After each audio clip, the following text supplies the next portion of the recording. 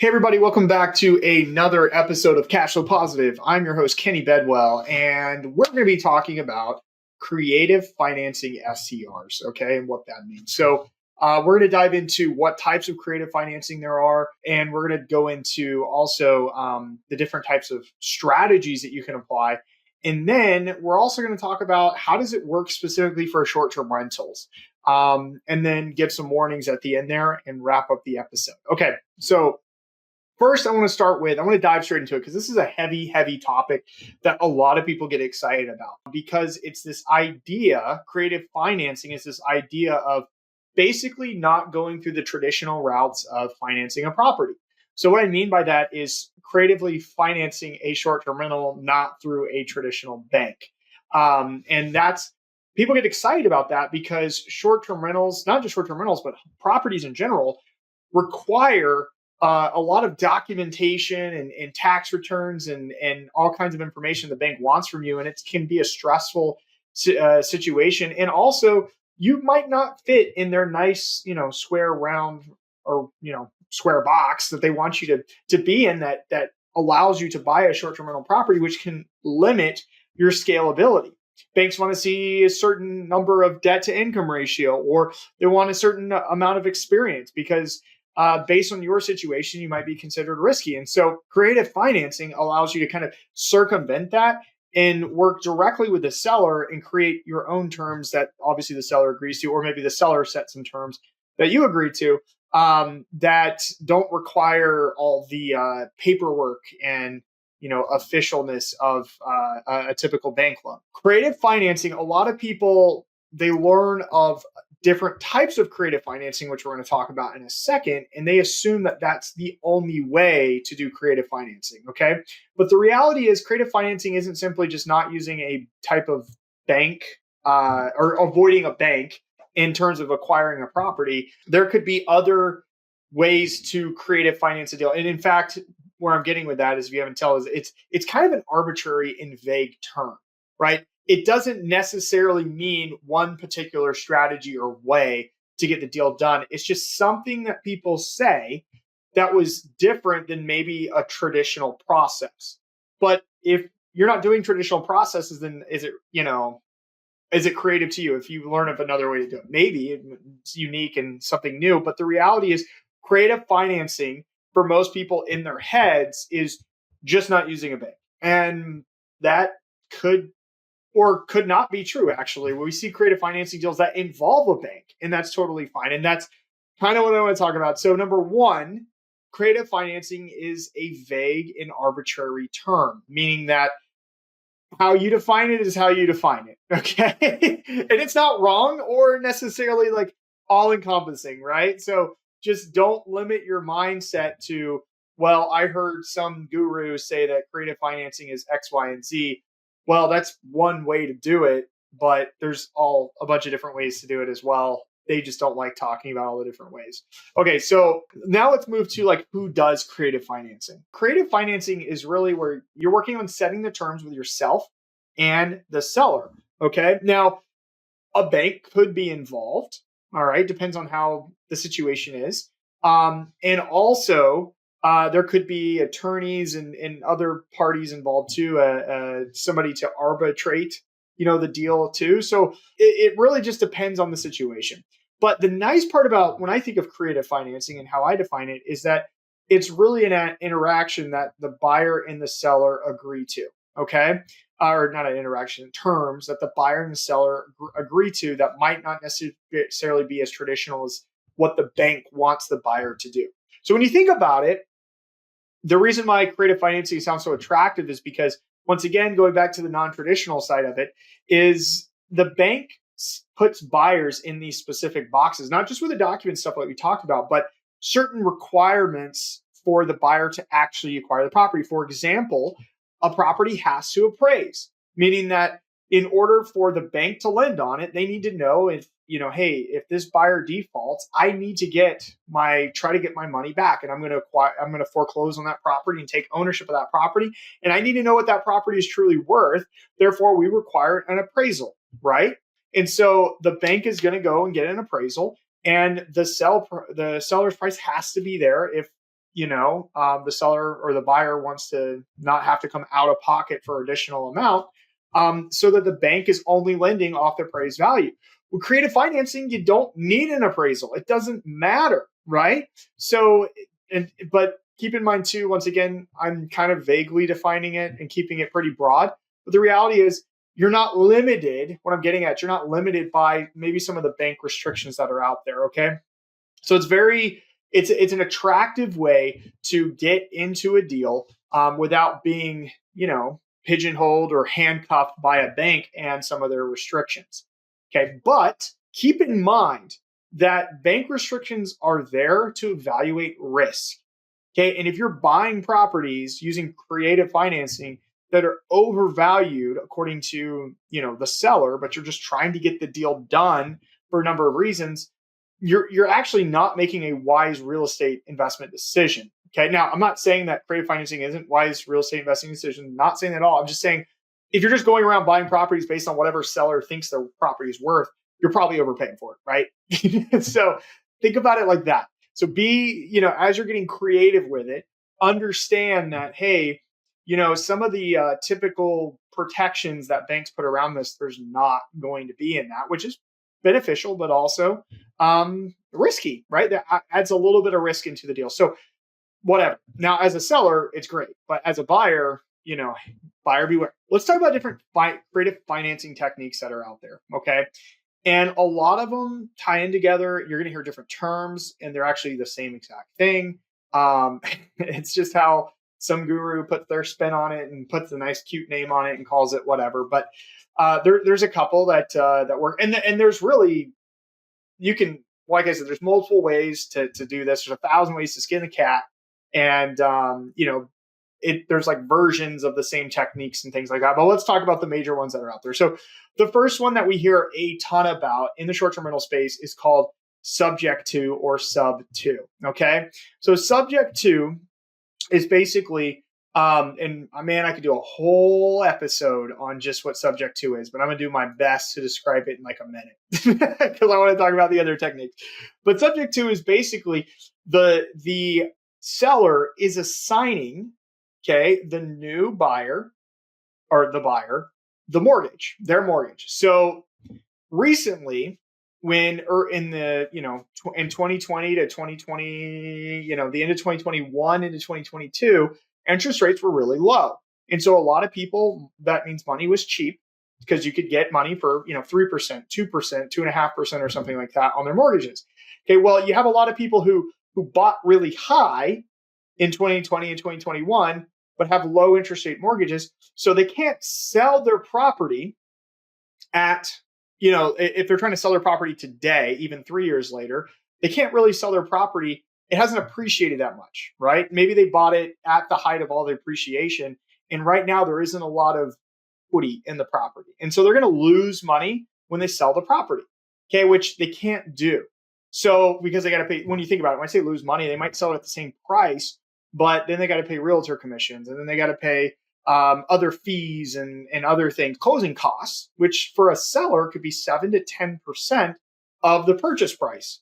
Okay. So the reality is, if you don't have any equity in the house and you only did 3.5% down, 10% down even, which a lot of short-term rental hosts did, or are doing, you don't have a lot of equity in the home. And if it didn't really appreciate, or even if it appreciated only $10,000 or $20,000, you don't have a lot. And so selling a house could actually cost you money, which really sucks. So with subject to, what the seller is doing is saying, look, I don't want to lose money on selling this house. And so I'm just going to assign, meaning in a loosey-goosey term to put it, is basically like trade. I'm basically going to say, hey, look, the buyer is going to take on the mortgage, and they're going to agree to pay me over time, and they can set the seller can set the down payment requirements or negotiate that with the buyer.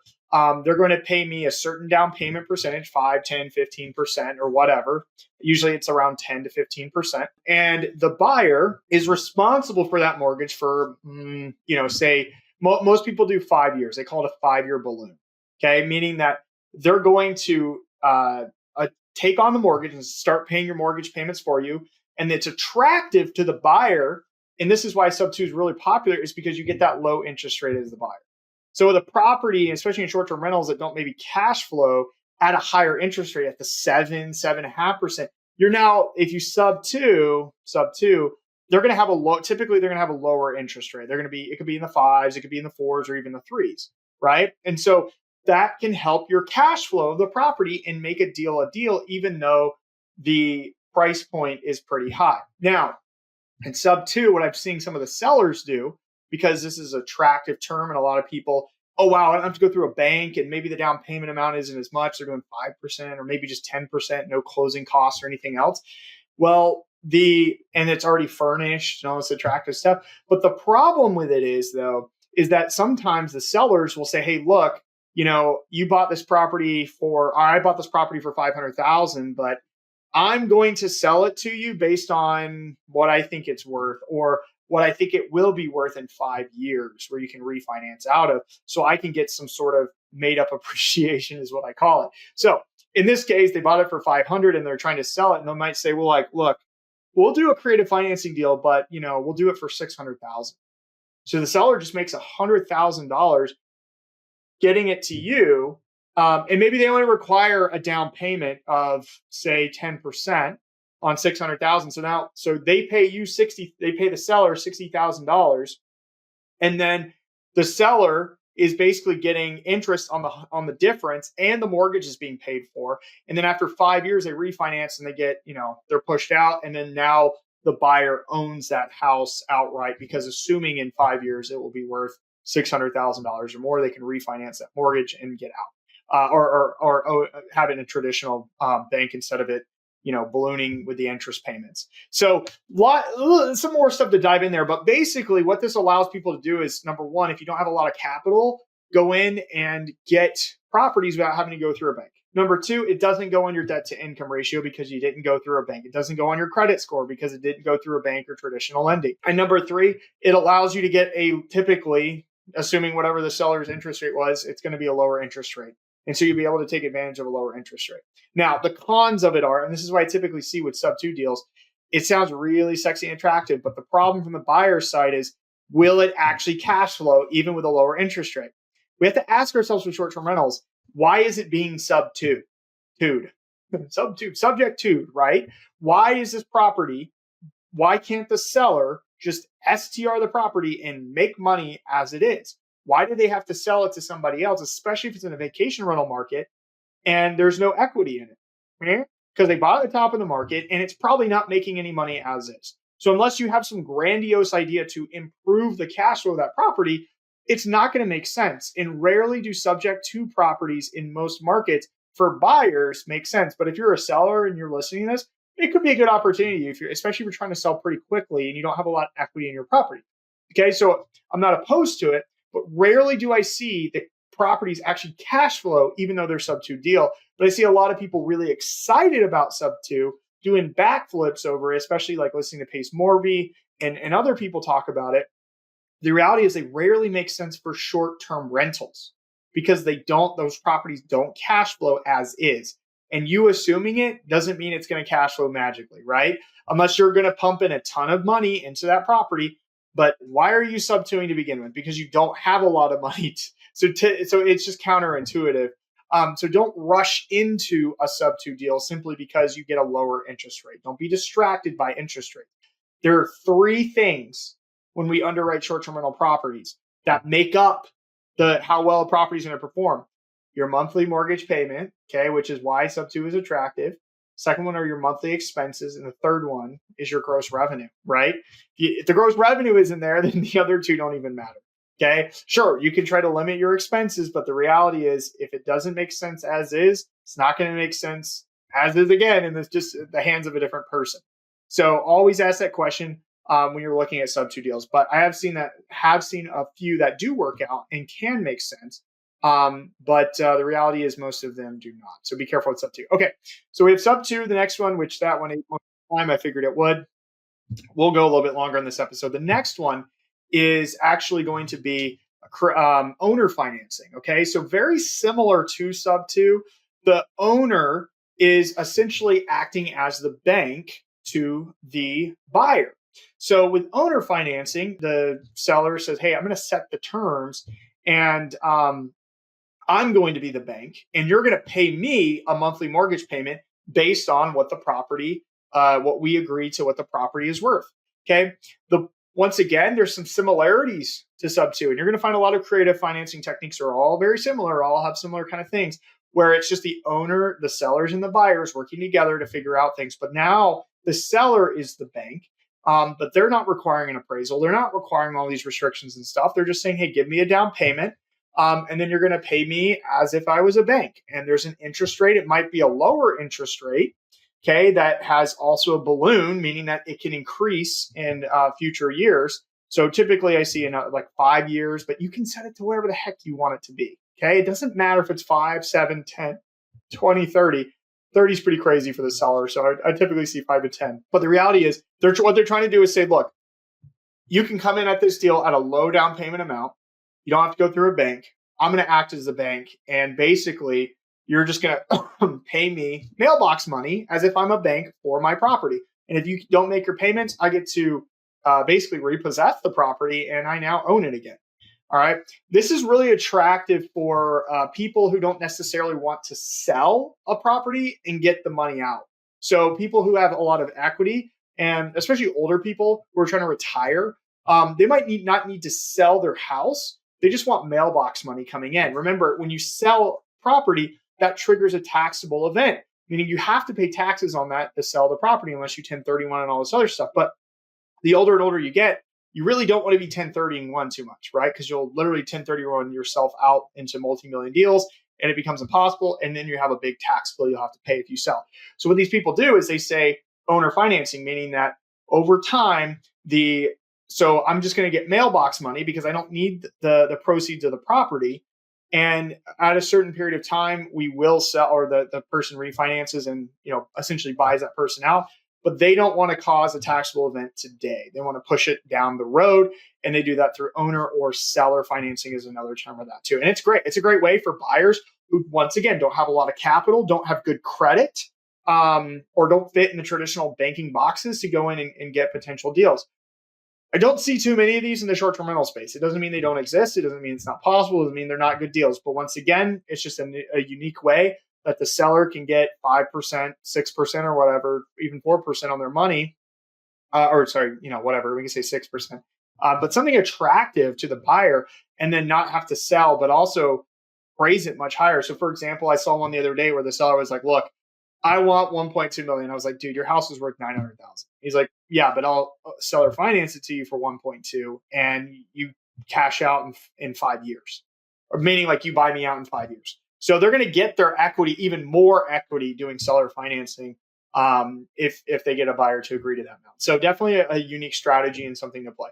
Now, other types of creative financing that I see, so it doesn't have to be super wild either. Okay. And like I said before, it doesn't necessarily have to not go through a bank. It can go through a bank in traditional loan, but essentially just working out additional terms with the seller outside of the traditional loan agreement. So for example, when I think of seller credits and concessions, that's actually a form of creative financing. Okay. When you get credits, maybe not concessions, because concessions are part of the loan. They wipe out your closing costs. It's use it or lose it. It can only go to closing costs, and there's certain limits for each loan, maybe up to 3% the best case scenario. So I think of credits where, we get these, $1 million properties that you get $100,000 in credits or $80,000 in credits or whatever. And it's a separate addendum to the property, meaning as long as it appraises, the seller is going to give me $80,000, $100,000 at the closing table. So I give them a check for $1 million and they go, thank you. And then they write a check right back for $100,000 or whatever the seller credits we agreed to that I can use to pay for furnishings, for a designer, for contractors, for whatever I need them to do. Now, if you're thinking, well, hold on, is there some gray areas there? Yes, sure. You can't take cash. Okay, typically a lot of states require you to put it towards an LLC, but if it's an LLC you own, then you get the money and it acts as cash. But typically what we do is we write it out to our designer, whoever's going to do the furnishing budget, and it goes straight to them at the closing table, and we now have less cash into the deal. This is the most attractive creative financing way for short-term rental operators. because it allows you not to have as much money as you need into a deal. I've been talking about episode after episode on why you need to invest into your property, the 20% rule, and what that is, meaning you need to spend a budget at least 20% of the purchase price for furnishings and amenities and design and all that good stuff. Okay, that's a lot of money. $500,000 home, that's $100,000, not just for the down payment, for the furnishings and everything on a $500,000 home. Okay, so seller credits allows you to not have to have $100,000 in your own pocket just for that. You can take that money a seller gives you, maybe it's on a $500,000 home, maybe it's $20,000 or $30,000 or whatever it is, seller credits, and roll that into, now you only need 70 or 80,000 instead of 100 to furnish and amenitize and make it the top producing property. I want your properties to be in the top 1%. I want you to be a 1%er. Okay. It's challenging being a 1%er. You got to have the nicest, the biggest, the baddest property. Not, okay, well, I say biggest. It's, relative to your budget. But if you can only afford a 2-bedroom in a market, then you better have the best 2-bedroom there is. You better have that moat that separates you from everybody else. And it's all going to come back to the money you put into the property. But remember, we don't want to overspend as well. That's something you need to be careful on when you're thinking about investing in these properties. And that's why seller credits makes it attractive from not having as much cash into the deal. Okay. But keep in mind, the property still has to appraise for that dollar amount. So if I said 500 with 20K in seller credits, well, it better still appraise for 500 because the bank is lending me money off 500. The seller is getting $500,000. If it doesn't appraise, then you got to take your credits back or figure something out with the seller. So so you can't just say, hey, I know your property's worth $1 million. I'm going to give you a 1.2 and I take 200,000 to put into the property. It's got to appraise for the 1.2 if you're going to do that, or 500 or whatever the example is. So keep that in mind as you think about seller credits. But it is, in my opinion, one of the ways that you can create a finance deal for short-term rental operators. Okay. Last thing I want to talk about is not getting enamored by seller creative financing. Okay.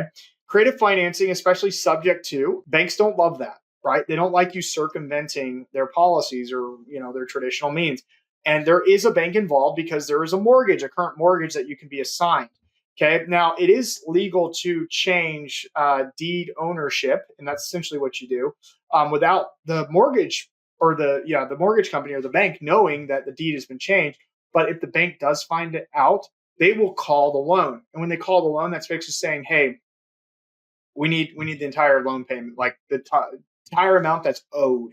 Okay, so you got to be, and that happens. I know people say, "Oh, that's really rare. It doesn't happen." Blah blah blah.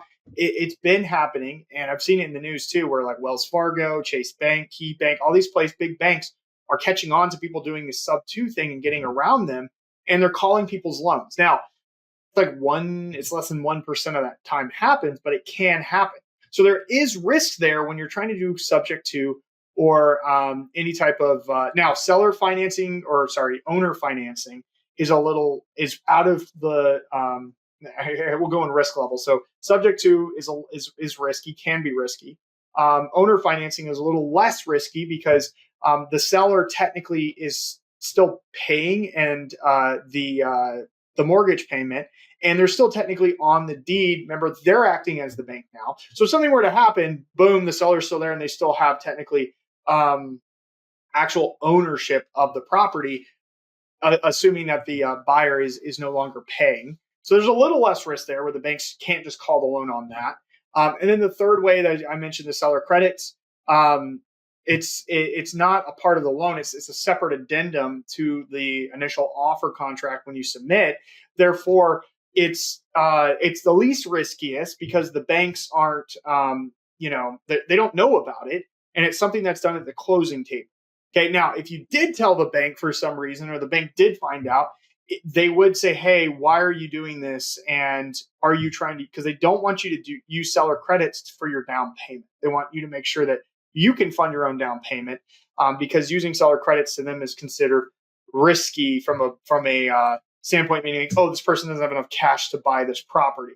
But it's not something that's illegal. It's not something they find out about, and it's extremely rare. And there's no risk of them calling a loan or anything like that with seller credits. And so that's not a concern. So the end of the day, using creative financing is a helpful and useful tool to getting some deals done, especially if you don't have a lot of capital. But don't get caught up in it simply because of the interest rate. Don't be don't offer too high simply because you're trying to get less cash into the deal. Okay, we want our properties to appreciate. We want our properties to go for the long run and be, obviously be successful. But we also want to sell at some point and make some money. Okay, and if you're saying, hey, yeah, I think your property, and the seller's saying, no, my property's worth 1.4 million in 5 years. He doesn't know that. No one knows that. Okay. It's just a guess. And they're going to be biased about it. So why overpay? Right. So just go down in purchase price if you don't have the cash.